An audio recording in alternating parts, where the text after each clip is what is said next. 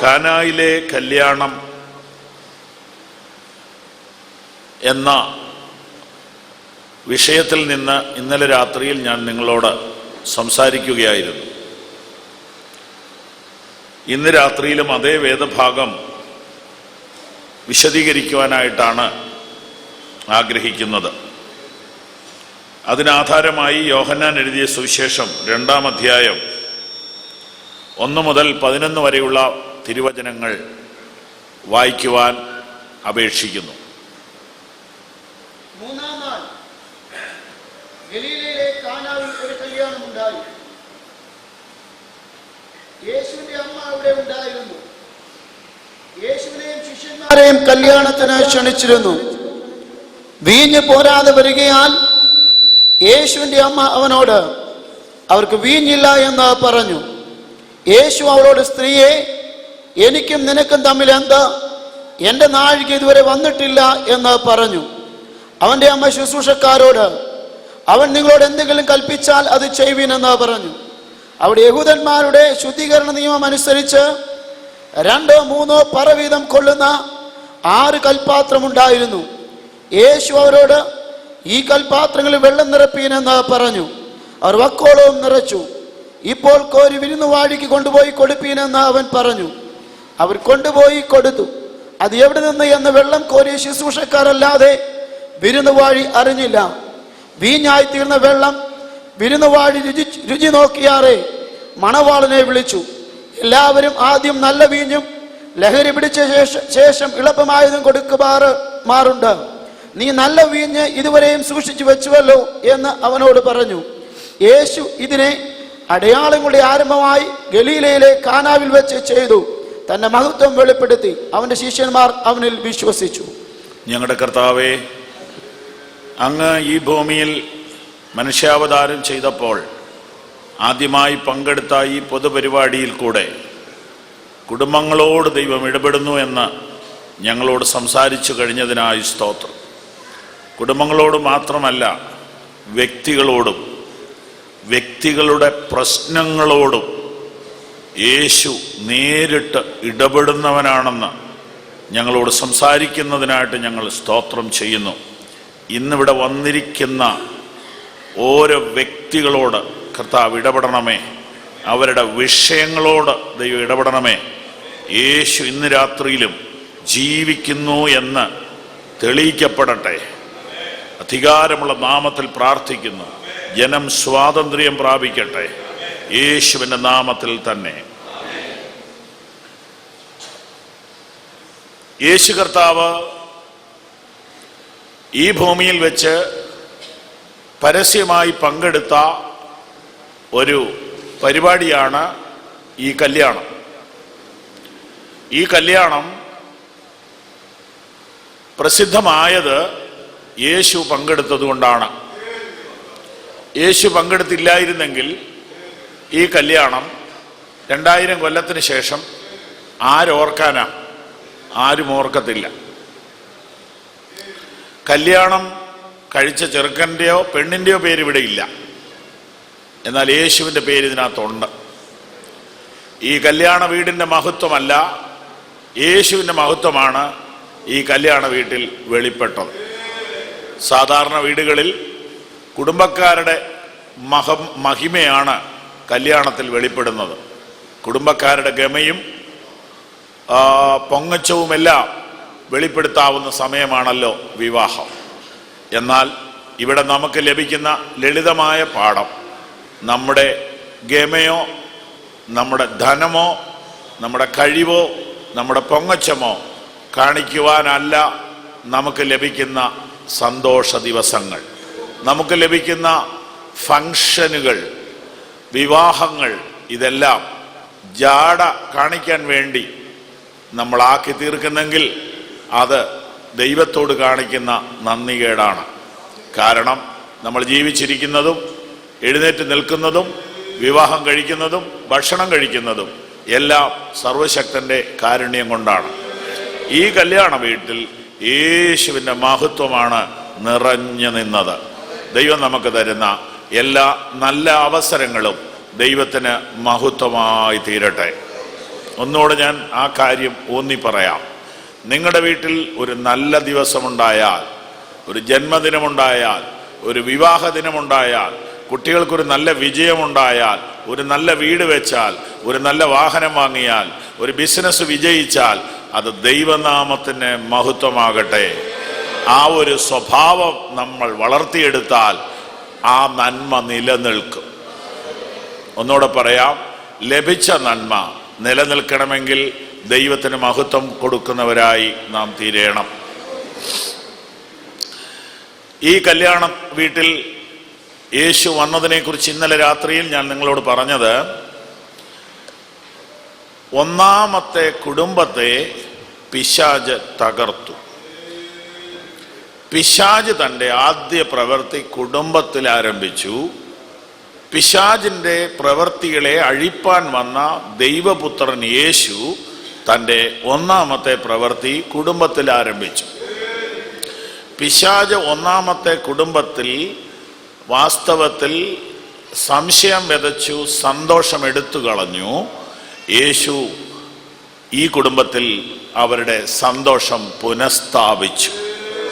കുടുംബങ്ങളെ തകർക്കുന്നത് പിശാചാണെങ്കിൽ കുടുംബങ്ങളെ പണിയുന്നത് യേശുവാണ്. കുടുംബങ്ങളിൽ സമാധാനം എടുത്തു കളയുന്നത് പിശാചാണെങ്കിൽ കുടുംബങ്ങളിൽ സമാധാനം നൽകുന്നത് യേശുവാണ്.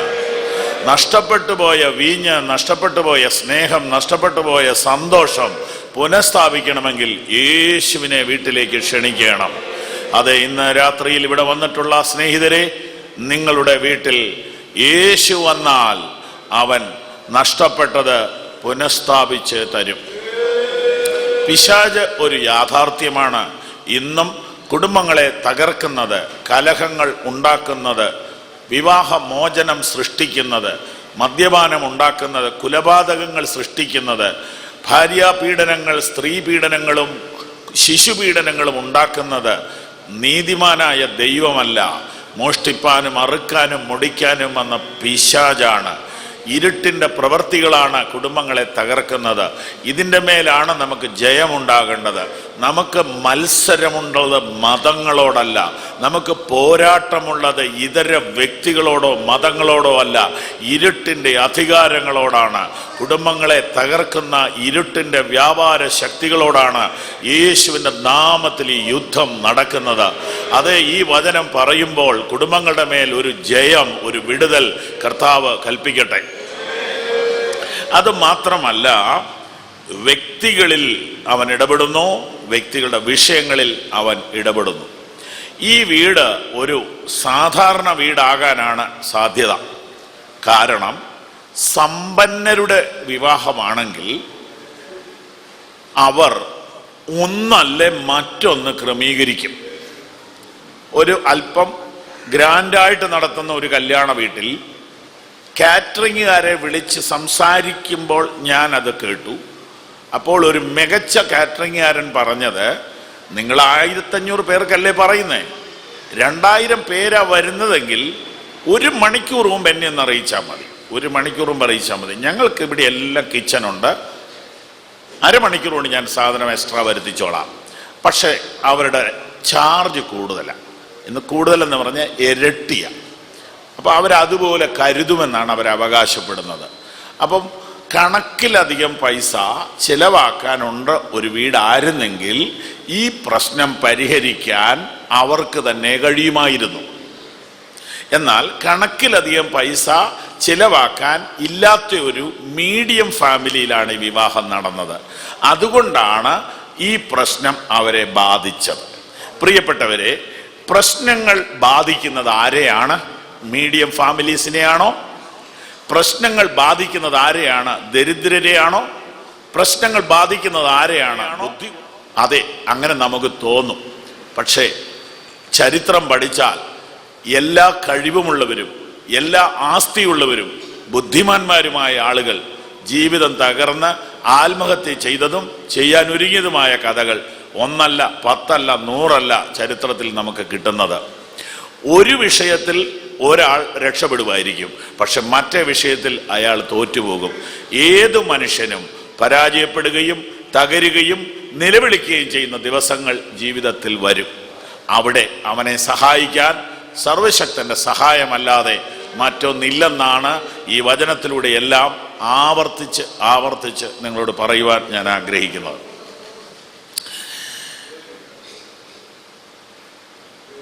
ഇന്നലെ രാത്രിയിൽ ഈ സംഭവം പ്രസിദ്ധമാകുവാനുള്ള പ്രധാനപ്പെട്ട 2 കാര്യം പറഞ്ഞു. ഒന്ന്, മദ്യപാനം ഇഷ്ടപ്പെടുന്നവർക്ക് അല്പം ഒരാശ്വാസം കിട്ടുന്ന ഒരു ബൈബിൾ വാക്യമാണിതെന്ന് ഒരു ചിന്തയുണ്ട്. സ്നേഹത്തിൽ വർത്താനം പറയുമ്പം പലരും പറയുന്നത് ഞാൻ കേട്ടിട്ടുണ്ട്, കല്യാണ വീട്ടിൽ യേശുതമ്പുരാൻ നല്ല കടുപ്പമുള്ളതല്ലേ കൊടുത്തേ. അങ്ങനെ ഒരു ധാരണ എല്ലാവരുടെ ഇടയിലുണ്ട്. അതുകൊണ്ട് നല്ല നസ്രാണിമാരുടെയൊക്കെ കല്യാണത്തിന് ഇപ്പോൾ ഈ സാധനം കൂടെ വിളമ്പുന്നുണ്ട്. അത് നല്ല കട്ടി കൂട്ടിയാണ് വിളമ്പുന്നത്. അത് ഇച്ചിരി സൗകര്യം ഉണ്ടെങ്കിൽ ഇഷ്ടം പോലെ വിളമ്പും. പിന്നെ അവരൊരു ഉപകാരം ചെയ്യുന്നുണ്ട്, 2ആയിട്ടാണ്. ഇത് വേണ്ടവർക്ക് വേറൊരു ഹോളാണ്. ഞാൻ അതുപോലെ ഒരു കല്യാണത്തിന് ചെന്നപ്പോൾ എന്നോട് ചോദിച്ചു, ഫെലോഷിപ്പ് ആണോ എന്ന് ചോദിച്ചു. മനസ്സിലായില്ല. നമ്മൾ ഫെലോഷിപ്പ് എന്ന് പറഞ്ഞാൽ ഈ മീറ്റിംഗ് എന്നാണ്. അപ്പം ഞാൻ ഫെലോഷിപ്പ് ആണെന്നൊന്ന് അർത്ഥത്തിൽ ഇങ്ങനെ തലയാട്ടിപ്പോൾ എന്നാൽ മുകളിലോട്ട് പൊക്കളാൻ പറഞ്ഞു. ചെന്നപ്പം കുപ്പിയാണ്. അപ്പം അതാണ് ഫെലോഷിപ്പ് എന്ന് എനിക്ക് അന്നാ മനസ്സിലായത്. അപ്പോൾ ഫെലോഷിപ്പ് വേണ്ടവർ മുകളിലും സാധാരണ വേണ്ടവർക്ക് താഴെയുമാണ് അവർ അറേഞ്ച് ചെയ്തത്. ഇതിനെല്ലാം അവർ ഉപയോഗിക്കുന്നത് ഈ കാനായിലെ കല്യാണമാണ്. അങ്ങനെ ചിന്തിക്കുന്ന നല്ല മനുഷ്യരുണ്ട്. അവരാരും അത്ര വൃത്തികെട്ടവരൊന്നുമല്ല, നല്ല മനുഷ്യരാണ്. ഇച്ചിരി കുടിക്കുന്നതിന് എന്നാ കുഴപ്പം? അപ്പോൾ അങ്ങനെ ചിന്തിക്കുന്ന ധാരാളം ആളുകളുണ്ട്. അത് അവരവരുടെ ഇഷ്ടം കേട്ടോ, അതിനൊന്നും കുഴപ്പമൊന്നുമില്ല. കാരണം ഇവിടെ അതിന് അനുവാദം ഉണ്ടല്ലോ, ഇവിടെ അതിന് അനുവാദമുണ്ട്. അത് നിരോധിക്കാൻ നോക്കിയിട്ട് പറ്റിയില്ലല്ലോ. അപ്പോൾ ഗവൺമെൻറ് പ്രതിജ്ഞ എടുത്തിട്ടും നടന്നില്ല. അപ്പോൾ പിന്നെ ഇനിയിപ്പം പ്രസംഗം കൊണ്ട് മാറ്റാൻ പറ്റുമോ? ഇല്ല. പക്ഷേ ബൈബിളിൻ്റെ നിലപാട് എന്നാന്ന് നമ്മൾ അറിഞ്ഞിരിക്കണം. കുടിക്കുന്നതിന് കുഴപ്പമില്ല, പക്ഷേ അതിന് ബൈബിൾ അനുവദിച്ചു എന്ന് പറയരുത്, അത്രയേ ഉള്ളൂ. ബൈബിളിൻ്റെ നിലപാട് എന്താണെന്ന് നമ്മൾ അറിഞ്ഞിരിക്കണം. അതെന്താണെന്ന് ഒന്ന് പറഞ്ഞിട്ട് ഇന്നത്തെ വിഷയത്തിലോട്ട് കയറാം. ബൈബിളിൻ്റെ നിലപാട് എന്താണ്? ഇവിടെ വീഞ്ഞ് എന്നെഴുതിയിരിക്കുന്നത് എന്താണെന്ന് മനസ്സിലാക്കാൻ വളരെ പെട്ടെന്ന് 2-3 വേദഭാഗങ്ങൾ നിങ്ങളെ കൊണ്ട് ഞാൻ ഒന്ന് കാണിച്ചു തന്നിട്ട് ഓടി വരാം. ലൂക്കോസിൻ്റെ സുവിശേഷം 1-ാം അധ്യായം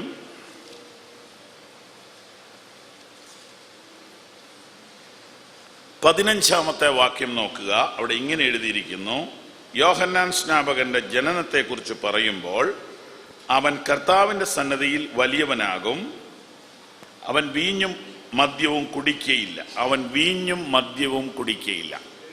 സിമ്പിളായൊരു അർത്ഥമാണല്ലോ അത് വായിക്കുമ്പം. ഇത് 2 ഒന്നല്ലെന്ന്. അവൻ വീഞ്ഞും മദ്യവും കുടിക്കയില്ലെന്ന് പറഞ്ഞാൽ വീഞ്ഞ് വേറെ മദ്യം വേറെ എന്നൊരർത്ഥം കിട്ടിയല്ലോ. ഓക്കെ. ഇനിയും എഫേസ്യ ലേഖനം 5-ാം അധ്യായത്തിൽ നിന്ന് ലളിതമായി മനസ്സിലാക്കാവുന്ന ഒരു ഭാഗവും കൂടെ കാണിക്കാം. 5-ാം അധ്യായത്തിൻ്റെ 18-ാമത്തെ വാക്യം, വീഞ്ഞ് കുടിച്ച് മത്തരാകരുത്. അവിടെ വീഞ്ഞ് കുടിക്കാം എന്നൊരാശയം വരുന്നില്ലേ? അപ്പോൾ വീഞ്ഞ് മദ്യമല്ലെന്നും വീഞ്ഞ് ഭക്ഷണ പദാർത്ഥത്തിൽ ഉപയോഗിച്ചിരുന്നതാണെന്നും ഈ വാക്യങ്ങളിൽ നിന്ന് മനസ്സിലാക്കേണ്ടവർക്ക് മനസ്സിലാക്കാം. ഇത്രയേ ഉള്ളൂ. ബൈബിളിൻ്റെ വീക്ഷണം മനസ്സിലാക്കാൻ വേണ്ടി വായിപ്പിച്ചതാണ്.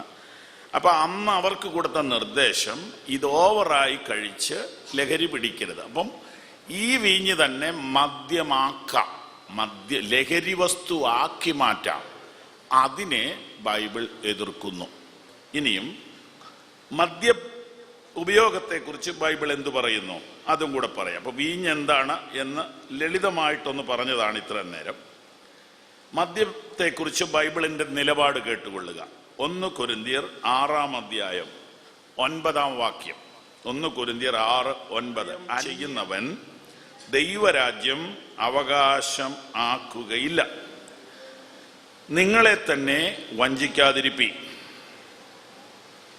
ദുർനടപ്പുകാർ, വിഗ്രഹാരാധികൾ, വ്യഭിചാരികൾ, സ്വയഭോഗികൾ, പുരുഷകാമികൾ, കള്ളന്മാർ, അത്യാഗ്രഹികൾ, മദ്യപന്മാർ, വാവിഷ്ഠാനക്കാർ, പിടിച്ചുപറിക്കാർ എന്നിവർ ദൈവരാജ്യം അവകാശം ആക്കുക ഇല്ല.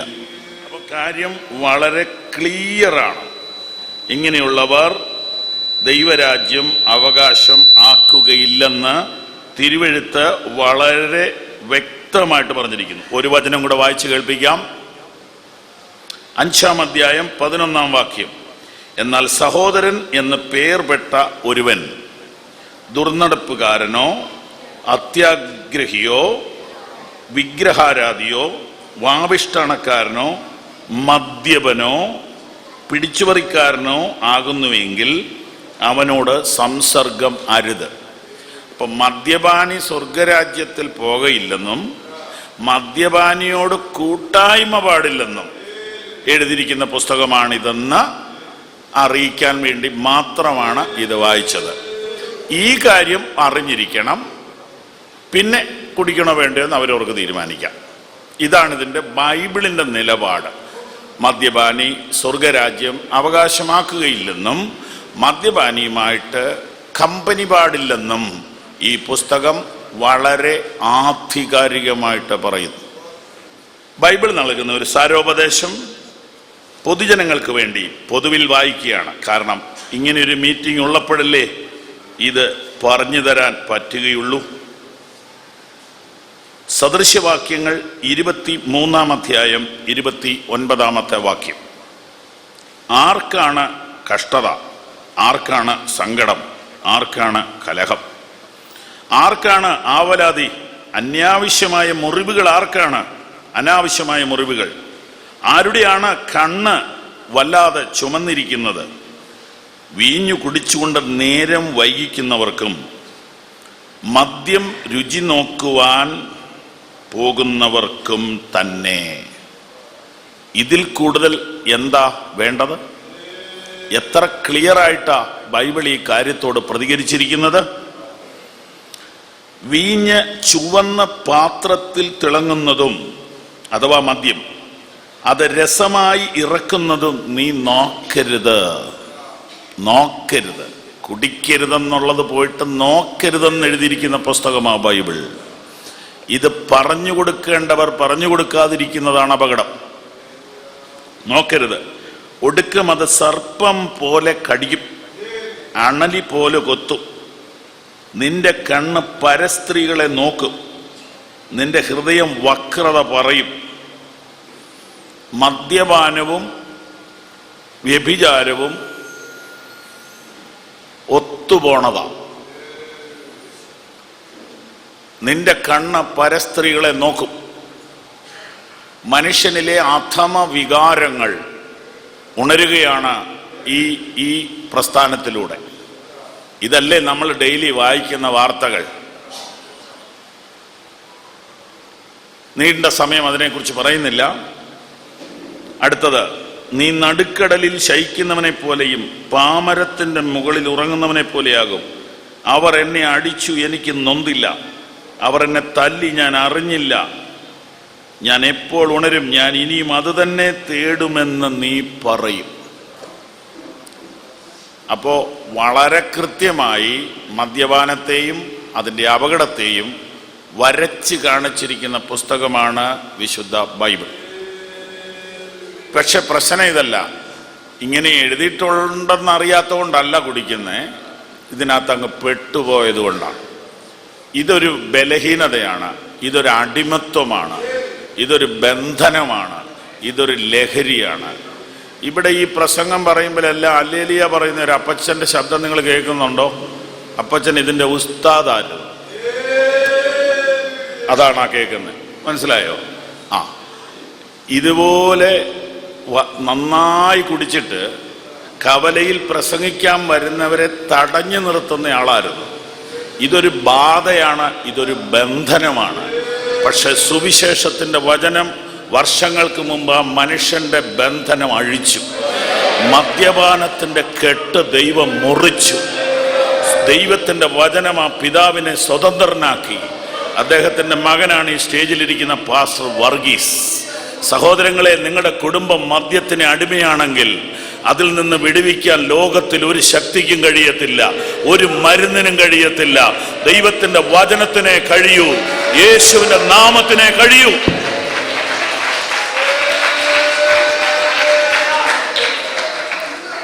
കഴിഞ്ഞ വർഷം പേപ്പറിൽ നടന്ന ഒരു കൺവെൻഷന്റെ വീഡിയോ ഞാൻ കണ്ടപ്പോ അതിനകത്ത് പ്രസംഗത്തെക്കാൾ ഒച്ചയാണ് ഈ അപ്പച്ചന്റെ ഹല്ലേലൂയ. എനിക്ക് ഭയങ്കര സന്തോഷമായി. കാരണം ഇങ്ങനെ പറയണമെങ്കിൽ എന്തെങ്കിലും സംഭവിക്കണം, അകത്ത് എന്തെങ്കിലും സംഭവിക്കണം, അല്ലെങ്കിൽ നിർബന്ധിച്ച് പറയിപ്പിക്കേണ്ടി വരും.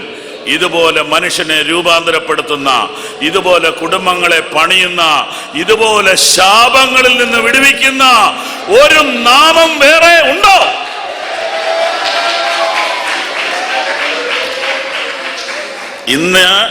ഇന്നലെ കുടുംബങ്ങളോട് സംസാരിച്ചു, ഇന്ന് രാത്രിയിൽ തുടരുകയാണ്. പിശാചിനാൽ ബന്ധിക്കപ്പെട്ട ആളുകളാണ് ഈ വിധ സ്വഭാവങ്ങൾക്ക് അടിമപ്പെട്ടു പോണത്. മദ്യപാനം നിമിത്തം എത്ര കുടുംബങ്ങൾ തകർന്നു, എത്ര കുഞ്ഞുങ്ങൾ അനാഥരായി, ആത്മഹത്യകൾ നടന്നു, എത്ര കൊലപാതകങ്ങൾ നടന്നു. ആരുണ്ട് ഇതിന് പരിഹാരം പറയാൻ? മദ്യവർജനവും ബാർ കോഴയും എല്ലാം കേരളത്തെ ഇളക്കി മറിച്ചല്ലോ കഴിഞ്ഞ ഒരു കൊല്ലം. എന്നിട്ട് ഒരു സർവേ നടത്തി, ഞാൻ റിപ്പോർട്ട് വായിച്ചു. 20 ലക്ഷം രൂപ മുടക്കിയാണ് ഇതിന്റെ റിസൾട്ട് പഠിച്ചിട്ട് അവരെഴുതിയിരിക്കുന്നു, വെളിയിൽ നിന്നുകൊണ്ടുള്ള കുടി കുറഞ്ഞെന്നേ ഉള്ളൂ, മൊത്തത്തിലുള്ള കുടി കുറഞ്ഞിട്ടില്ല. അപ്പം വർജന നിയമം കൊണ്ടൊന്നും ആരെ വിടുവിക്കാൻ പറ്റത്തില്ല. ഇതൊരു അടിമത്വമാണ്. ഈ അടിമത്വത്തിൽ നിന്ന് വിടുവിപ്പാനാണ് കർത്താവായ യേശു ലോകത്തിൽ വന്നത്. ക്രിസ്തുയേശു പാപികളെ രക്ഷിപ്പാൻ ലോകത്തിൽ വന്നു എന്നുള്ളത് വിശ്വാസ്യവും എല്ലാവരും അംഗീകരിപ്പാൻ യോഗ്യവുമായ വചനം തന്നെ. ഇന്നിവിടെ വന്നിരിക്കുന്ന നിങ്ങൾ കർത്താവായ യേശുവിന് നിങ്ങളുടെ ജീവിതത്തെ സമർപ്പിച്ചാൽ നിങ്ങളുടെ കുടുംബത്തിന്റെ മേലുള്ള അടിമത്തിന്റെ നുകം, പിശാചി വെച്ച അടിമത്വത്തിന്റെ നുകം, നിങ്ങൾ യേശുവിനായിട്ട് നിങ്ങളുടെ ജീവിതത്തെ ഇന്ന് രാത്രി സമർപ്പിക്കുമ്പോൾ ആ നുകം നിങ്ങൾ അറിയാതെ അങ്ങ് ഒടിഞ്ഞു പോകും. നിങ്ങൾ ഇവിടെ ഇരുന്ന് സമർപ്പിക്കുമ്പോൾ നിങ്ങളുടെ കുടുംബാംഗങ്ങളുടെ മേലുമുള്ള പൈശാചിക നുകങ്ങൾ യേശുവിന്റെ നാമത്തിൽ ഒടിഞ്ഞു പോകും. ഇത് വളരെ ആത്മാവിൽ കണ്ടുകൊണ്ടാണ് ഈ വചനം പറയുന്നത്.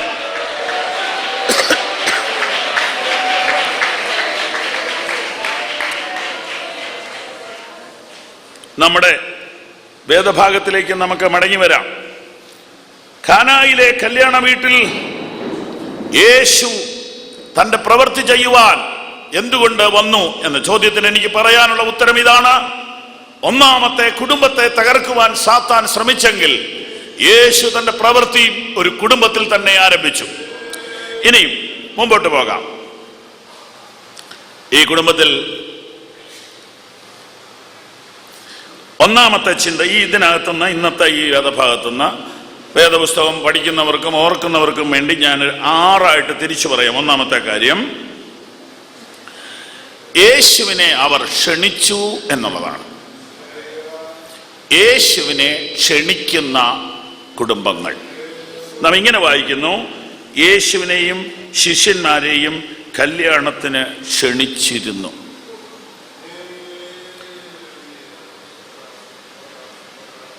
ഇവർ യേശുവിനെ ക്ഷണിച്ചത് ഇവരുടെ കഷ്ടകാലത്തല്ല.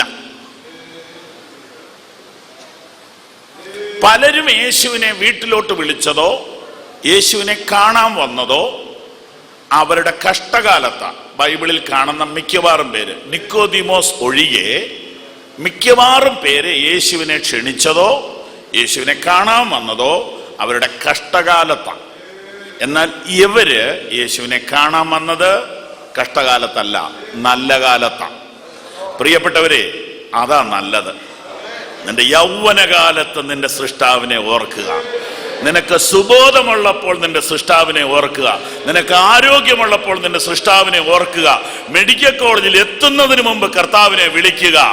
കാര്യങ്ങൾ കൈവിട്ടു പോകുന്നതിന് മുമ്പ് സൃഷ്ടാവിനെ വിളിക്കുക. അതാണ് നല്ലത്. എന്നാൽ ഒരാൾക്ക് അതിന് ഒത്തില്ലെന്നിരിക്കട്ടെ, യൗവനകാലത്ത് ഒത്തില്ല, ആരോഗ്യമുള്ളപ്പോൾ ഒത്തില്ല, വയസ്സാങ്കാലത്താ തോന്നിയതെങ്കിലും അവൻ കരുണയുള്ളവനാണ്. മുടിയംപുത്രൻ എല്ലാം തീർന്നപ്പോഴാ അപ്പന്റെ വീട്ടിലേക്ക് വന്നത്. കുരിശിലെ കള്ളൻ നാടൻ ഭാഷയിൽ പറഞ്ഞാൽ ചാവാന്നേരത്താ യേശുവിനെ വിളിച്ചത്. പക്ഷേ എത്ര വൈകി വന്നാലും അവൻ ഉപേക്ഷിക്കത്തില്ല. ഒരു ഭക്തൻ ഇങ്ങനെ എഴുതി, Jesus Christ is able to save the last, the lost, the least എന്ന് പറഞ്ഞാൽ ഏറ്റവും ബലഹീനനെയും ഏറ്റവും നഷ്ടപ്പെട്ടതിനെയും ഏറ്റവും ചെറുതിനെയും രക്ഷിപ്പാൻ യേശു ശക്തനാണ്. നല്ല കാലത്ത് നിനക്കവനെ വിളിക്കാൻ ഒത്തില്ലെങ്കിലും കഷ്ടകാലത്ത് വിളിച്ചാലും അവൻ ഉത്തരം തരും. കഷ്ടകാലത്ത് നീ എന്നെ വിളിച്ചപേക്ഷിക്ക, ഞാൻ നിനക്ക് ഉത്തരം അരുളുമെന്ന് ദൈവത്തിന്റെ വചനം പറയുന്നു. എല്ലാ വാതിലും അടഞ്ഞിട്ടാണ് നീ ഇന്ന് രാത്രി ഇവിടെ വന്നതെങ്കിലും നിന്നോട് കരുണ കാണിക്കുന്നവനാണ് യേശു എന്ന് പറയുവാൻ എനിക്ക് വലിയ സന്തോഷമുണ്ട്. ആശുപത്രിക്കാർ ഉപേക്ഷിച്ചിട്ടാണ് നീ യേശുവിനെ വിളിച്ചതെങ്കിലും നിന്നെ സഹായിക്കാൻ അവൻ കരുണയുള്ളവനാണ്. സാമ്പത്തിക നില തകർന്ന ശേഷമാണ് നീ യേശുവിനെ വിളിച്ചതെങ്കിലും നിന്നെ സഹായിക്കാൻ അവൻ മനസ്സലിവുള്ളവനാണ്. വൈദ്യന്മാർ കൈവിട്ട ഒരു സ്ത്രീ യേശുവിന്റെ അടുക്കൽ വന്നു, യേശു അവളെ സഹായിച്ചു. പ്രിയപ്പെട്ടവരെ, അവനെ വിളിക്കേണ്ടത് നല്ല കാലത്താ. അതിന് നിനക്ക് പറ്റിയില്ലെങ്കിൽ കഷ്ടകാലത്തെങ്കിലും വിളിക്കുക. ഒന്നുകൂടെ പറയാം, അവനെ വിളിക്കേണ്ടത് നല്ല കാലത്താ, ആരോഗ്യമുള്ളപ്പോഴാ, സുബോധമുള്ളപ്പോഴാ, ശക്തിയോടെ ആരാധിക്കാൻ കഴിയുമ്പോഴാ, 10 രൂപ എടുത്ത് ദൈവവേലയ്ക്ക് കൊടുക്കാൻ നിന്റെ പോക്കറ്റിൽ ഉള്ളപ്പോഴാ അവനെ വിളിക്കേണ്ടത്. അഥവാ അത് സാധിച്ചില്ലെങ്കിലും ആത്മഹത്യ ചെയ്യരുത്. ഇല്ല, എല്ലാ വാതിലും അടഞ്ഞെന്ന് ആരെങ്കിലും നിന്നോട് പറഞ്ഞെങ്കിൽ ഇന്ന് രാത്രി സുവിശേഷം നിന്നോട് പറയുന്നു, ഇല്ല, ഒരു വാതിലുണ്ട്. ഹല്ലേലൂയ. എല്ലാ വാതിലും അടഞ്ഞു എന്ന് ഭാര്യ പറഞ്ഞാൽ വിശ്വസിക്കരുത്. അടയാത്തൊരു വാതിലുണ്ട്. എല്ലാ വാതിലും അടഞ്ഞെന്ന് ഭർത്താവ് പറഞ്ഞാൽ വിശ്വസിക്കരുത്. അടയാത്തൊരു വാതിലുണ്ട്. മുട്ടുവീൻ, നിങ്ങൾക്ക് തുറക്കപ്പെടും. മുട്ടുവീൻ, നിങ്ങൾക്ക് തുറക്കപ്പെടും. ആര് മുട്ടണം, എപ്പ മുട്ടണം, എങ്ങനെ മുട്ടണം പറഞ്ഞിട്ടില്ല. ആര് മുട്ടിയാലും എപ്പ മുട്ടിയാലും തുറക്കുന്ന ഒരു വാതിൽ ഇന്ന് രാത്രിയിലും ഉണ്ട്.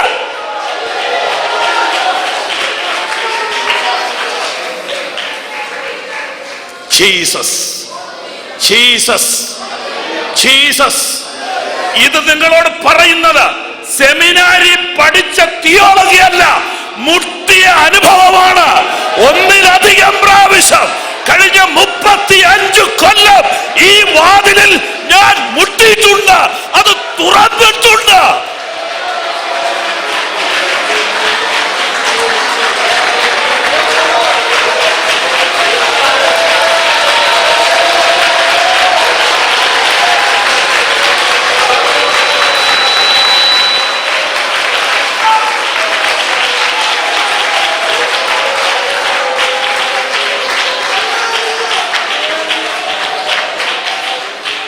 എന്റെ സ്വന്തം ആവശ്യത്തിന് വേണ്ടി ഞാൻ മുട്ടിയിട്ടുണ്ട്.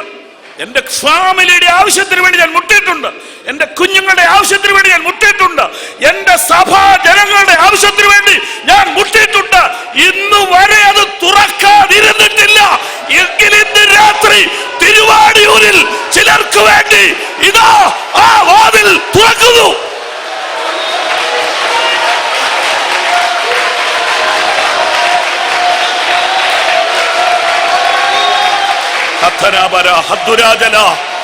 ജീവനതര ഹംദലാതര ഷദാലകതരസ്യ.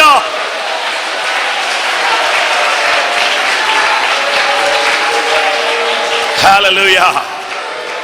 ഒരു പഴയ പാട്ടുണ്ട്, എനിക്കത് വലിയ ഇഷ്ടാ. എൻ മൊഴി കേൾപ്പാൻ ഭൂവിൽ കാതില്ലെങ്കിലും, എൻ മൊഴി കേൾപ്പാൻ ഭൂവിൽ കാതില്ലെങ്കിലും ചെമ്മയായി തുറന്ന കാതൊന്നുണ്ട് സ്വർഗത്തിൽ, ചെമ്മയായി തുറന്ന കാതൊന്നുണ്ട് സ്വർഗത്തിൽ. ഓ എൻ മൊഴി കേൾപ്പാൻ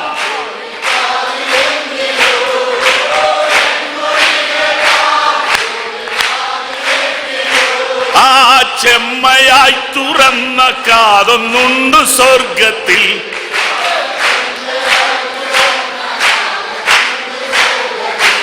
ഓ അന്ധകാരത്താൽ എല്ലാ കണ്ണും മങ്ങുമ്പോൾ, അന്ധകാരത്താൽ എല്ലാ കണ്ണും മങ്ങുമ്പോൾ മങ്ങിടാത്ത കണ്ണെനിക്കൊന്നുണ്ട് സ്വർഗത്തിൽ. ഓ മങ്ങിടാത്ത കണ്ണെനിക്കും. ആമേൻ. ഉള്ളിലാകുല ചിന്തയുള്ള മർത്യരെ, ഉള്ളിലാകുല ചിന്തയുള്ള മർത്യരെ, വല്ലഭന്റെ കൺകളുണ്ടി കല്ലുപാതയിൽ, വല്ലഭന്റെ കൺകളുണ്ടി കല്ലുപാതയിൽ. ഓ അന്ധകാരത്താൽ എല്ലാ കണ്ണും മങ്ങുമ്പോ,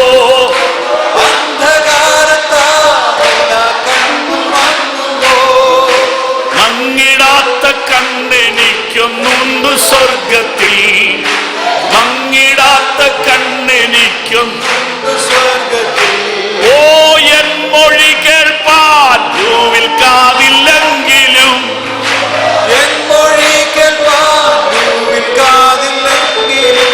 ഓ ചെമ്മയായി തുറന്ന കാതൊന്നുണ്ട് സ്വർഗത്തിൽ, ചെമ്മയായി തുറന്ന കാതൊന്നുണ്ട് സ്വർഗത്തിൽ. അന്ധകാരത്താൽ എല്ലാ കണ്ണും മങ്ങുമ്പോൾ, അന്ധകാരത്താൽ ഓ മങ്ങിടാത്ത കണ്ണെനിക്കൊന്നുണ്ട് സ്വർഗത്തിൽ, മങ്ങിടാത്ത കണ്ണെനിക്കൊന്നുണ്ട് സ്വർഗത്തിൽ. ഓ മങ്ങിടാത്ത കണ്ണെനിക്കൊന്നുണ്ട് സ്വർഗത്തിൽ, മങ്ങിടാത്ത കണ്ണെനിക്കൊന്നുണ്ട് സ്വർഗത്തിൽ. ആമേൻ. അവനെ വിളിക്കേണ്ടത് നല്ല കാലത്താ, സുബോധമുള്ളപ്പോൾ. പ്രായമധികമാകുന്നതിന് മുമ്പ് സൃഷ്ടാവിനെ കണ്ടെത്തണം. എന്ത് ആനന്ദമാ, എന്തൊരാഘോഷമാ, എന്തൊരു ഉല്ലാസമാ. ജീവിതം ബോറടിക്കത്തില്ല, ജീവിതം വേസ്റ്റ് ആകത്തില്ല, പുറകോട്ട് നോക്കി ലജ്ജിക്കേണ്ടി വരത്തില്ല. അനുഗമിക്കാൻ കൊള്ളാവുന്ന, ആരാധിക്കാൻ കൊള്ളാവുന്ന, പ്രേമിക്കാൻ കൊള്ളാവുന്ന, ഹല്ലേലൂയ, ആരാധിക്കാൻ കൊള്ളാവുന്ന, അനുസരിക്കാൻ കൊള്ളാവുന്ന, അനുഗമിക്കാൻ കൊള്ളാവുന്ന ഒരുത്തനെ ഉലകത്തിൽ ഉള്ളൂ. അവനെ യൗവനത്തിലെ ആരാധിക്കൂ.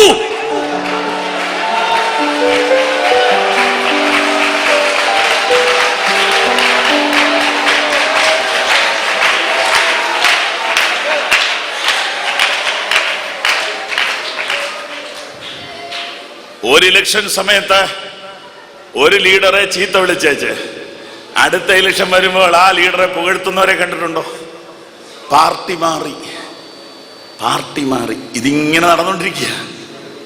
ജീവിതകാലം മുഴുവൻ ഒരു നേതാവിനെ ഉയർത്താൻ, ജീവിതകാലം മുഴുവൻ ഒരുവന് വേണ്ടി ശബ്ദം ഉയർത്താൻ, ഒരുവന് വേണ്ടി പാടുവാൻ, ഒരുവന് വേണ്ടി പ്രസംഗിക്കുവാൻ, ഒരുവനോട് പ്രാർത്ഥിക്കുവാൻ, അവനെ തന്നെ ഉയർത്തുവാൻ ഭാഗ്യം ലഭിച്ചവരെ, നിങ്ങളാണ് ഭാഗ്യമുള്ളവർ.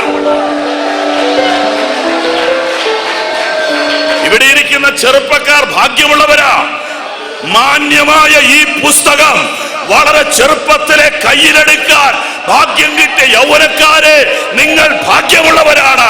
ഈ പുസ്തകം നിങ്ങളെ ചതിക്കത്തില്ല, ഈ പുസ്തകം നിന്നെ വഞ്ചിക്കത്തില്ല. ഹല്ലേലൂയ.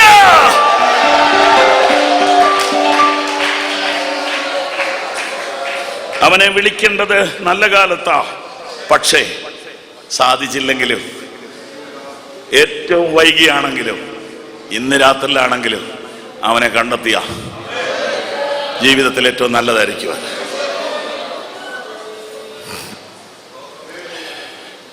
അവർ അവനെ വിളിച്ചത് കഷ്ടകാലത്തല്ല. പിന്നെ എപ്പോഴാ? ഒരു മനുഷ്യന്റെ ജീവിതത്തിൽ ഏറ്റവും സന്തോഷമുള്ള ദിവസം ഏതാ? അവന്റെ മോന്റെ കല്യാണം. അന്നേരാ വിളിച്ചത്. അതിൽ നിന്ന് ആ മനുഷ്യന്റെ അന്തസ്സ് നിങ്ങൾ മനസ്സിലാക്കണം. അവനൊരു കഷ്ടകാലം വന്നപ്പോഴല്ല വിളിച്ചത്. ഞാനും നിങ്ങളും ഒക്കെ കഷ്ടകാലത്ത് വിളിച്ചവരാ. ഇവൻ ഒരു കഷ്ടത ഇല്ലാത്തപ്പോൾ യേശുവിനെ വിളിച്ചു. അപ്പോ ഒരു ചോദ്യം നിങ്ങൾ ചോദിക്കും, എന്നിട്ട് അവര് കഷ്ടത വന്നല്ല സാറേ? Praise the Lord. എനിക്കൊരു ഉത്തരവുണ്ട്.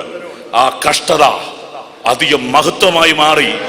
ഇല്ലെങ്കിൽ 2000 കൊല്ലം കഴിഞ്ഞ കല്യാണം ആരെങ്കിലും ഓർത്തിരിക്കുവോ? ഈ ലോകത്തിൽ പലതും മാഞ്ഞുപോയി, പലതും മറന്നുപോയി. പക്ഷെ ദൈവം നിനക്ക് വേണ്ടി ചെയ്തത്, നിന്റെ കുടുംബത്തിന് വേണ്ടി ചെയ്തത് തലമുറകൾ മറക്കത്തില്ല.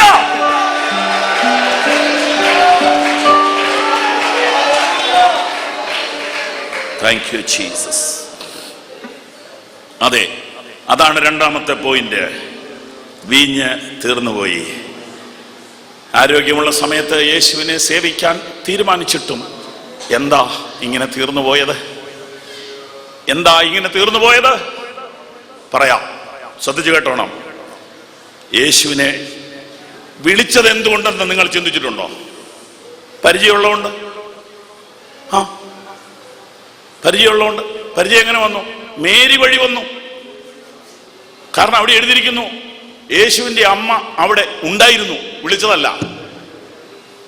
ബൈബിൾ അതുപോലെ വിശ്വസിക്കുകയാണെങ്കിൽ മേരിക്ക് ഈ വീടുമായിട്ട് ബന്ധമുണ്ട്. യേശുവിന്റെ അമ്മ അവിടെ ഉണ്ടായിരുന്നു. അടുത്ത വാചകം, യേശുവിനെ ശിഷ്യന്മാരെ കല്യാണത്തിന് ക്ഷണിച്ചിരുന്നു. ഞാൻ ആ എഴുതിയിരിക്കുന്ന പോലെ വിശ്വസിക്കുക, മേരി അവിടെ വീടുമായിട്ട് ബന്ധമുള്ള. അങ്ങനെയാണെങ്കിൽ മേരി വഴി യേശുവിനെ അറിഞ്ഞു. മേരി വഴി അറിഞ്ഞെന്നോർത്ത് കുഴപ്പമൊന്നുമില്ല. ആര് വഴി അറിഞ്ഞാലും കുഴപ്പമില്ല. ആര് വഴി അറിഞ്ഞാലല്ല, കുഞ്ഞനിയം വഴിയോ ജിജിപ്പാസ് വഴിയോ ആര് വഴി വേണേലും അറിഞ്ഞോ കുഴപ്പമില്ല. പക്ഷെ ഈ പറഞ്ഞവരെ ആരാധിക്കരുത്, അവനെ ആരാധിക്കണം. സ്തോത്രം. മേരി വഴി അറിഞ്ഞു, സ്തോത്രം. പക്ഷേ അവന്റെ മഹത്വം അവർ കണ്ടില്ല. നീ നല്ല കാലത്ത് അവന് വേണ്ടി ജീവിതം സമർപ്പിച്ചു, പക്ഷെ നീ കണ്ടതിനേക്കാൾ അവൻ വലിയവനാണെന്ന്, നീ അറിഞ്ഞതിനേക്കാൾ അവൻ വലിയവനാണെന്ന്, നീ മനസ്സിലാക്കിയതിനേക്കാൾ അവൻ വലിയവനാണെന്ന്, അവൻ ശക്തനാണെന്ന്, അവൻ ഉന്നതനാണെന്ന്, അവൻ മതിയായവനാണെന്ന് നിന്നെ ഒന്ന് കാണിക്കാൻ ഈ പോരായ്മയെ അവനൊരു വഴിയാക്കി മാറ്റി. ശ്രദ്ധിച്ചേ, യേശുവിനെ അറിയാം, പക്ഷെ അവന്റെ മഹത്വം അറിഞ്ഞത് ഇപ്പോഴാ. അവന്റെ മഹത്വം അവര് മാത്രമല്ല, ആ നാട്ടുകാർ മുഴുവൻ അറിഞ്ഞു. ഈ ഒരു പോരായ്മ നിമിത്തം ആത്മാർത്ഥതയോടെ യേശുവിന് വേണ്ടി ജീവിക്കുന്ന നിന്നിലൂടെ, നിന്റെ കുടുംബത്തിലൂടെ അവന്റെ മഹത്വം ആ തലമുറ മുഴുവൻ അറിയിക്കണമെന്ന് ദൈവത്തിന് പ്ലാൻ ഉണ്ടെങ്കിൽ ഒരു പോരായ്മ വരട്ടെ. കേട്ടായിരുന്നോ പറഞ്ഞു നിർത്തിയത്? യേശുവിനെ അറിഞ്ഞാ പോരാ, അവന്റെ മഹത്വം അറിയണം. അവന്റെ മഹത്വം നീ അറിഞ്ഞാ പോരാ, നിന്റെ കുടുംബം അറിയണം, നിന്റെ അകന്ന ബന്ധുക്കളും അയൽക്കാരും അറിയണം. അതിന് കല്യാണം അല്ലാതെ ഏതാ ഒരു അവസരം? മുഴുവൻ പേരെ ഈ മഹത്വം അറിയിക്കാൻ ഒറ്റ ചാൻസേ ഉള്ളൂ, കല്യാണം. അവിടെ ഒരു പോരായ്മ വന്നത് എന്തിനാന്ന് ഇപ്പൊ മനസ്സിലായോ? നീ അറിഞ്ഞതിനേക്കാൾ അവൻ വലിയവനാണ്, നീ കണ്ടതിനേക്കാൾ അവൻ വലിയവനാണ്, നീ ഇതുവരെ ആരാധിച്ചതിനേക്കാൾ അവൻ വലിയവനാണ്.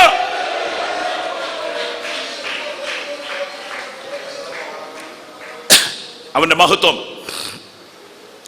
ലോകമറിയുവാൻ അത് കാരണമായി തീർന്നു. ഈ സംഭവം ഒരു അപ്രതീക്ഷിതമായ സംഭവമായിരുന്നു. അത് പരിഹരിക്കാൻ അസാധ്യവുമാണ്. വീഞ്ഞ് തീർന്നു പോയത് അപ്രതീക്ഷിതമായ സംഭവമാണ്. അത് പരിഹരിക്കാൻ അസാധ്യവുമാണ്. ഞാൻ അതിൻ്റെ ഉള്ളറകളിലേക്കൊന്നും പോകുന്നില്ല, നമ്മളിലേക്ക് വരാം. നമ്മളോട് ഇതെന്താ പറയുന്നത്? ഇത് നമുക്കും സംഭവിക്കാം. എത്ര ബുദ്ധിയോടെ നാം കാര്യങ്ങൾ ചെയ്താലും അപ്രതീക്ഷിതമായ ചിലതും കൂടെ പ്രതീക്ഷിച്ചോണം. അപ്രതീക്ഷിതമായ ചിലതും കൂടെ പ്രതീക്ഷിച്ചോണം.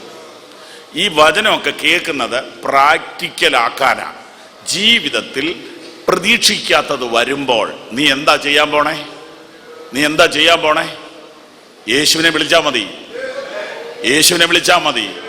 നീ നല്ല കാലത്ത് അവനെ വിളിച്ചിട്ടുണ്ടല്ലോ, കഷ്ടകാലത്തും അവനെ തന്നെ വിളിച്ചാൽ മതി. നല്ല കാലത്ത് അവനെ വിളിച്ചെങ്കിൽ കഷ്ടകാലത്തും അവൻ കൈവിടത്തില്ല. അപ്രതീക്ഷിതമായ സംഭവങ്ങൾ ജീവിതത്തിൽ വരും. അതിനെന്നാ ചെയ്യണം? ആരംഭവും അവസാനവും കാണാൻ കഴിവുള്ളവനെ ജീവിതത്തിൽ കൂടെ നിർത്തിയാൽ മതി. ഏത് സമയത്തും സഹായിക്കാൻ അവൻ മതിയായവനാണ്. സ്തോത്രം. അപ്രതീക്ഷിതമായ സംഭവമായിരുന്നു, അത് അസാധ്യവുമായിരുന്നു. പക്ഷേ യേശുവിനെ അവരെ അറിയിച്ചു. സ്തോത്രം. മൂന്നാമത്തെ കാര്യം, അതിലേക്ക് നമ്മൾ കയറിക്കഴിഞ്ഞു. നമ്മുടെ പ്രയാസങ്ങൾ യേശുവിനെ അറിയിക്കുക. അപ്പൊ അവിടെ യുക്തി കയറും. യേശുവിനെ അറിയാൻ മേലെ അറിയാം, പക്ഷെ നമ്മൾ അറിയിക്കണം. എവിടെ പറഞ്ഞിരിക്കുന്നു? നിങ്ങളുടെ ആവശ്യങ്ങൾ സ്തോത്രത്തോടെ ദൈവത്തോട് അറിയിക്കുക അത്രേ വേണ്ടത്. ഒന്നിനെക്കുറിച്ചും വിചാരപ്പെടരുത്. എല്ലാറ്റിലും പ്രാർത്ഥനയാലും അപേക്ഷയാലും നിങ്ങളുടെ ആവശ്യങ്ങളെ സ്തോത്രത്തോടെ ദൈവത്തോട് അറിയിക്കുക അത്രേ വേണ്ടത്. കരങ്ങൾ ഉയർത്തി സ്തോത്രം ചെയ്താട്ടെ. ഫിലിപ്പിയർ 4:6 ഞാൻ പറഞ്ഞത്. ഒന്നിനെക്കുറിച്ചും വിചാരപ്പെടരുത്, എല്ലാറ്റിലും പ്രാർത്ഥനയാലും അപേക്ഷയാലും നിങ്ങളുടെ ആവശ്യങ്ങളെ സ്തോത്രത്തോടെ ദൈവത്തോട് അറിയിക്കുക അത്രേ വേണ്ടത്. ദൈവത്തിനെല്ലാം അറിയാമെങ്കിലും നമ്മുടെ ആവശ്യങ്ങൾ നമ്മൾ അവനോട് പറയണം. പറഞ്ഞാൽ അവൻ അതിന് പരിഹാരമുണ്ടാക്കി തരും. യഹോവയ്ക്ക് കഴിയാത്ത വല്ല കാര്യവുമുണ്ടോ? അതെ, അവൻ പരിഹാരങ്ങളുടെ ദൈവമാണ്. അവൻ ഉത്തരം തരുന്ന ദൈവമാണ്. അവൻ്റെ പേര് ഏക ഉത്തരമെന്നാണ്. അവൻ്റെ മുമ്പിൽ പരിഹാരമില്ലാത്ത ഒരു പ്രശ്നവും ഇല്ല. സഹോദരങ്ങളെ, നിങ്ങൾ നിങ്ങളുടെ പ്രശ്നത്തിലേക്ക് യേശുവിനെ ക്ഷണിച്ചിട്ടുണ്ടോ? ഒന്ന് ക്ഷണിച്ചു നോക്ക്. കോടതി പോയല്ലോ, ആശുപത്രിയിലും പോയല്ലോ, മനഃശാസ്ത്രജ്ഞന്റെ അടുത്തും പോയല്ലോ. യേശുവിനെ ഈ വിഷയത്തിലേക്കൊന്ന് ക്ഷണിച്ചിട്ടുണ്ടോ? കോടതിയിൽ നിങ്ങൾ പോയി, ആശുപത്രിയിൽ പോയി, മനഃശാസ്ത്രജ്ഞന്റെ അടുക്ക പോയി. യേശുവിൻ്റെ അടുത്ത് നിങ്ങൾ പോയോ?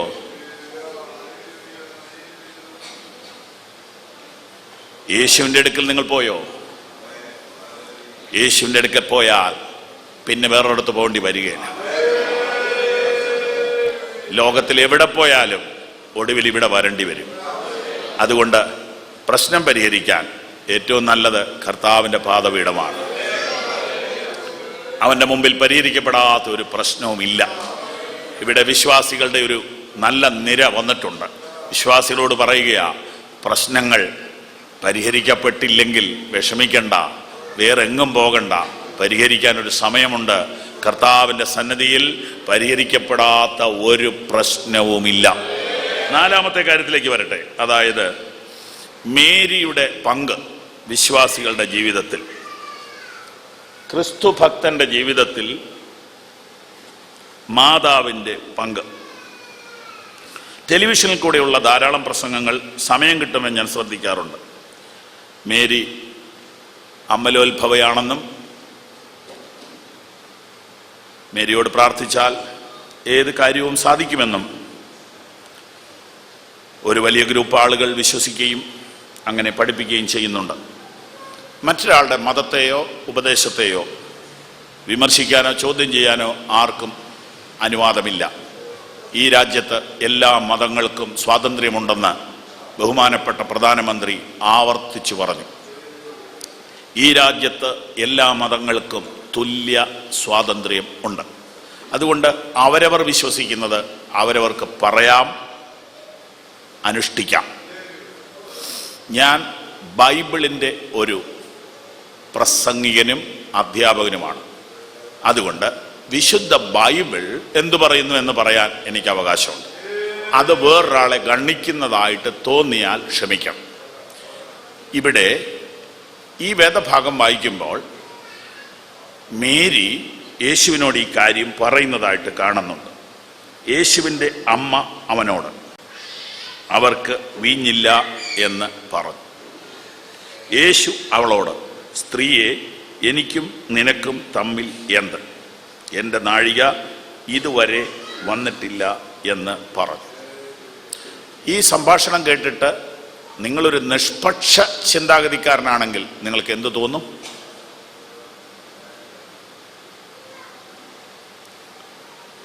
എൻ്റെ വീട്ടിലൊരു എമർജൻസി വന്നപ്പോൾ എൻ്റെ അമ്മ വന്ന് എന്നോട് പറയുക, മോനെ നീ അവരെ ഒന്ന് സഹായിക്കണം എന്ന് പറഞ്ഞപ്പോൾ ഞാൻ ഇങ്ങനെ ഒരു മറുപടിയാണ് പറയുന്നെങ്കിൽ എൻ്റെ അമ്മ എന്ത് മനസ്സിലാക്കും? സ്ത്രീയെ, എനിക്കും നിനക്കും തമ്മിൽ എന്ത്? ഇതൊരു അവിടുത്തെ ഒരു ഫ്രേസ്. ഓരോ നാട്ടിൽ ഓരോ സംഭാഷണ രീതിയുണ്ട്. ഞാനും നീയും തമ്മിൽ എന്നാ ബന്ധം എന്നല്ല, അങ്ങനെ യേശു ഒരിക്കലും ചോദിക്കത്തില്ല. യേശു അമ്മയെ ബഹുമാനിച്ച ആളാ. കുരിശെ കിടന്നുകൊണ്ട് അമ്മയെ കണ്ടു, കുരിശെ കിടന്നുകൊണ്ട് അമ്മയെ കണ്ടു. അതിൽ കൂടുതൽ എന്നാ വേണ്ടേ? സ്തോത്രം. മാതാപിതാക്കളെ മറക്കരുതെന്ന് കൃത്യമായ ലെസനാ കുരിശെ കിടന്നുകൊണ്ട് യേശു കാണിക്കുന്നത്. അപ്പോൾ അതിന് തർക്കമില്ല. എന്നാൽ ഇവിടുത്തെ വിഷയം എന്തോ അത് എനിക്ക് മനസ്സിലായത് ഇങ്ങനെയാണ്. യേശു മേരിയുമായിട്ടുള്ള സംഭാഷണത്തിൽ നിന്നും മേരിക്ക് എന്താ മനസ്സിലായെന്ന് മേരിയോട് ചോദിക്കാം. മേരി തിരിച്ചു എന്ന് പറയുകയാണ്, അവൻ്റെ അമ്മ കല്യാണ വീട്ടിലുള്ളവരോട് പറയുകയാണ്, അവൻ നിങ്ങളോട് എന്തെങ്കിലും കൽപ്പിച്ചാൽ അത് ചെയ്യുവി. അതിൻ്റെ അർത്ഥം എന്താ? എനിക്ക് മനസ്സിലായത് പറയാം. അവൻ നിങ്ങളോട് പറയും, അതനുസരിച്ചാൽ നിങ്ങളുടെ പ്രശ്നം പരിഹരിക്കപ്പെടും. ഇതിന് വല്ല വ്യാഖ്യാനവും വേണം? ഞാൻ അവനോട് പറഞ്ഞോളാം, നിങ്ങൾ വിഷമിക്കണ്ട എന്നല്ല പറഞ്ഞത്. അവൻ നിങ്ങളോട് പറയും, അത് നിങ്ങൾ അനുസരിച്ചാൽ മതി. അങ്ങനെയാണെങ്കിൽ വേറെ ഒരുപാട് വാക്യം വായിക്കാതെ ഇവിടെ നിന്ന് തന്നെ പറയുകയാണ്, ഇത്രയേ ഉള്ളൂ ഇതിൻ്റെ അർത്ഥം. യേശുവിൻ്റെ വാക്കനുസരിച്ചാൽ നിന്റെ പോരായ്മ അവൻ മാറ്റിത്തരും. ഇത്രയേ ഉള്ളൂ. യേശുവിൻ്റെ വാക്കനുസരിച്ചാൽ നിന്റെ വെള്ളവും വീഞ്ഞായി മാറും.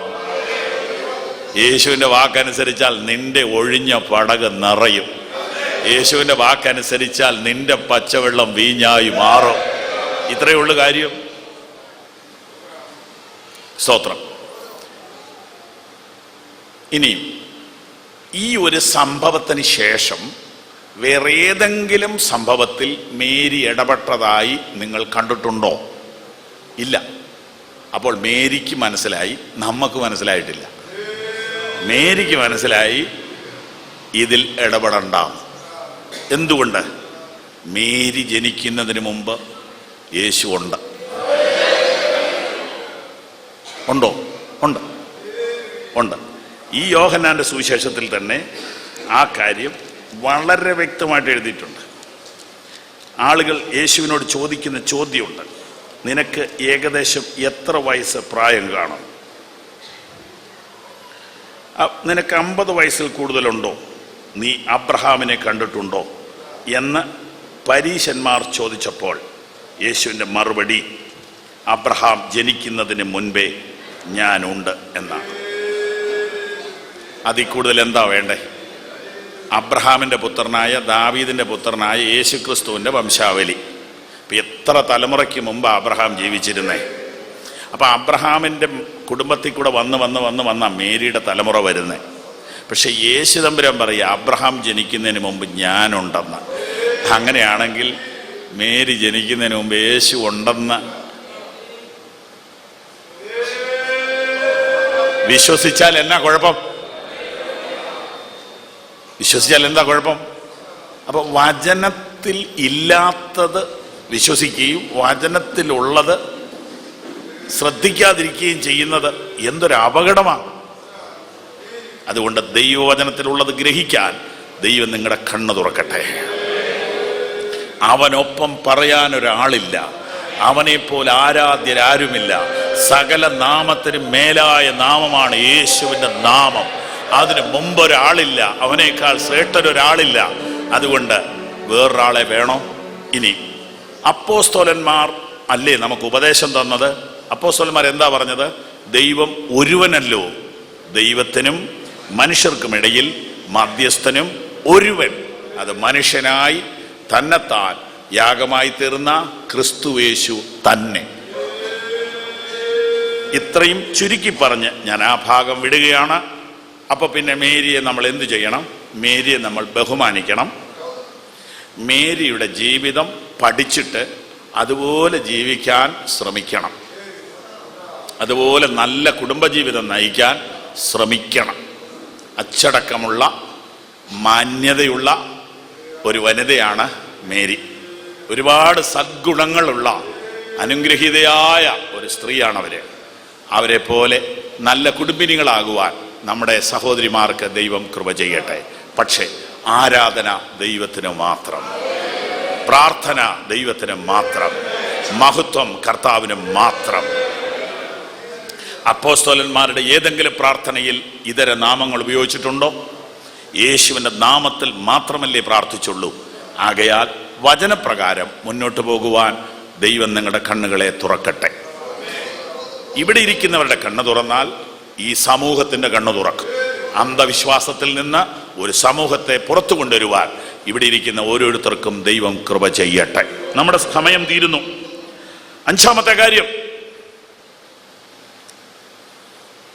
കൽപാത്രത്തിൻ്റെ അംഗീകാരം. താഴോട്ട് വായിക്കുമ്പോൾ ഇങ്ങനെ വായിക്കുന്നു, അവിടെ 2-3 പറ വീതം കൊള്ളുന്ന 6 കൽപാത്രം ഉണ്ടായിരുന്നു.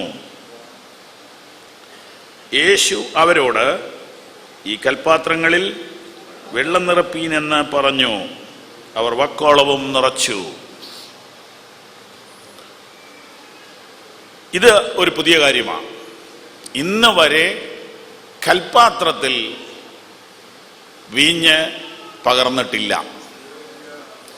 ഈ കൽപാത്രം പുറത്താണിരിക്കുന്നത്. കൈകാലുകൾ കഴുകാൻ വെള്ളം വെച്ചേക്കുന്ന പാത്രമാണ്. അതിനകത്ത് വീഞ്ഞ് പകരാൻ പറ്റത്തില്ല.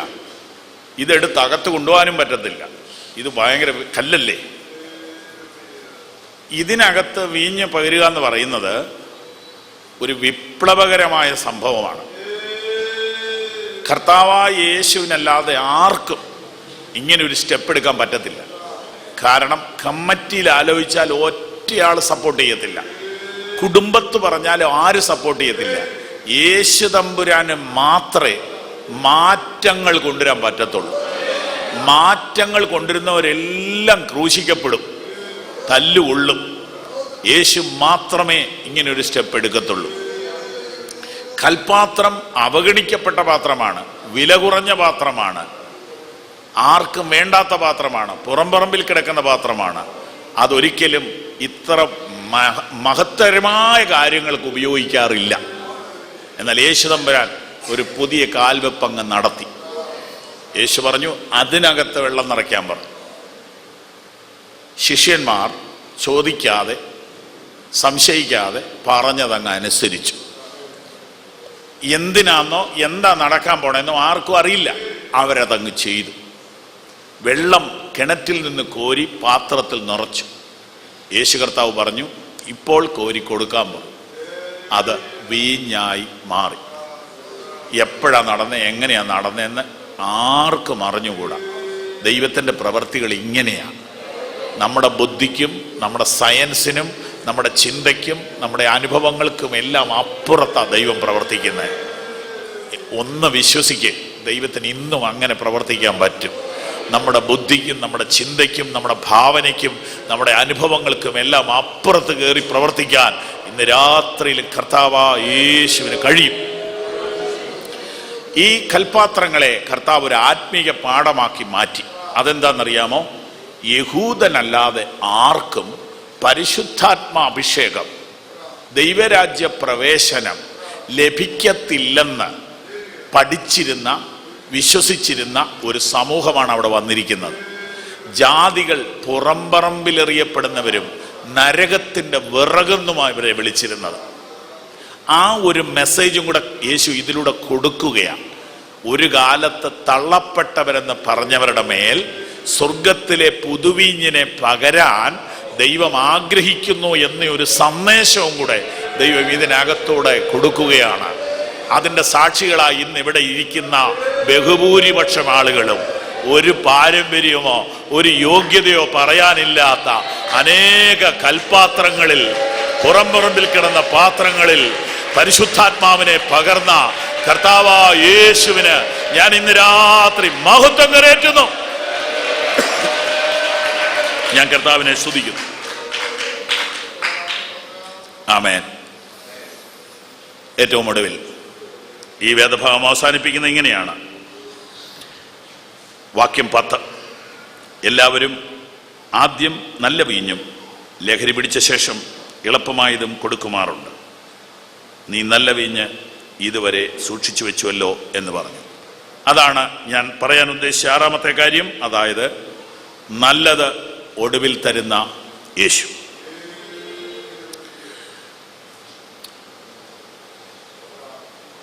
വിരുന്നുവാഴി ചോദിച്ച ഒരു ചോദ്യമാണത്.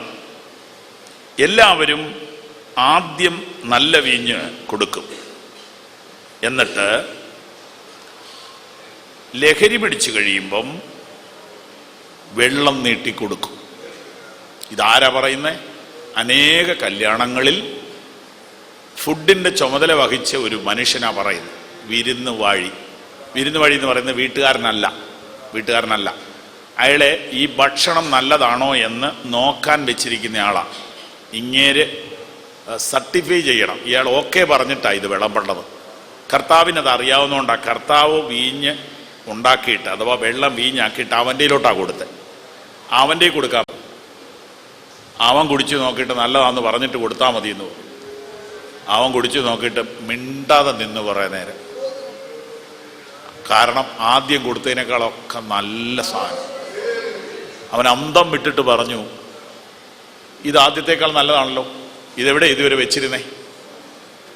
നല്ലത് എവിടെയാ വെച്ചിരുന്നത്? നീ മാറ്റി വെച്ചതാണോ, ഒളിച്ചു വെച്ചതാണോ? ഇങ്ങനെ പല സംശയങ്ങൾ അവിടെ വരുന്നത്.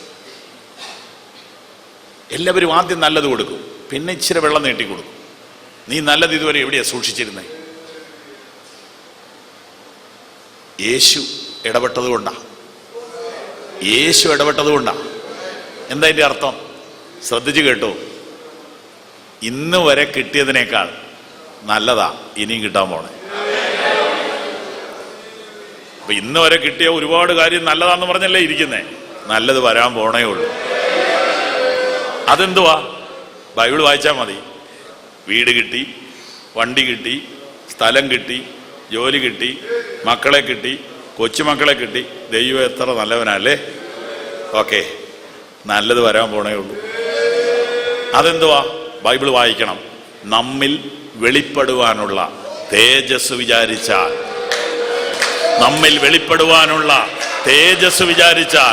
ഈ കാലത്തിലെ കഷ്ടങ്ങൾ സാരമില്ലെന്ന് ഞാൻ എണ്ണുന്നു.